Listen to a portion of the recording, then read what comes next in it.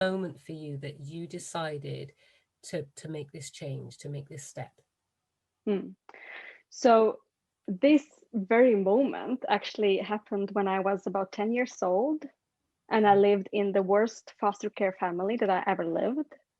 They beat us, they hated us. It was like we were disaster, whatever, everything was our fault. They hated us basically. Right. Everything was, we were the source of all bad happened in their lives and in the world. Okay. So something And I bad happened remember, and they would blame you. Yeah. Okay. yes, exactly. So I remember this night very vividly, and I write about this in my book too, and I tell about this both in documentary and in the short movie about my life, which is, it was a late night. It was dark, it was raining, and I was working in a garden. I was about 10 years old back then. Right. Okay.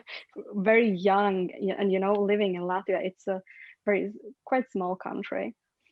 And Right. I was working in a garden, and the rain was pouring down. And I remember that I was sitting with my knee on my knees on the ground. There were mold everywhere. I had dirty clothes. I was hungry. I, Mm. you know, I felt so lonely. I felt so tired. I Yeah. felt so, where am I? Why is this happening to me? I thought that everything was my fault because that's how Yeah. they programmed me. Yeah.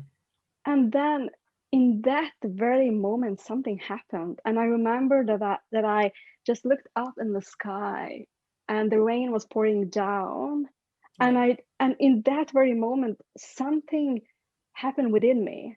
There was a light that awakened within me. Okay. And and the light, or it was my soul, or it was the universe, whatever you like to call it, it it said to me, this is not all there is. Right. There are better families. There is more love in the world. This is not your future. You can have better. Yeah. There is more out there. So, oh my God, I'm getting Yeah. goosebumps.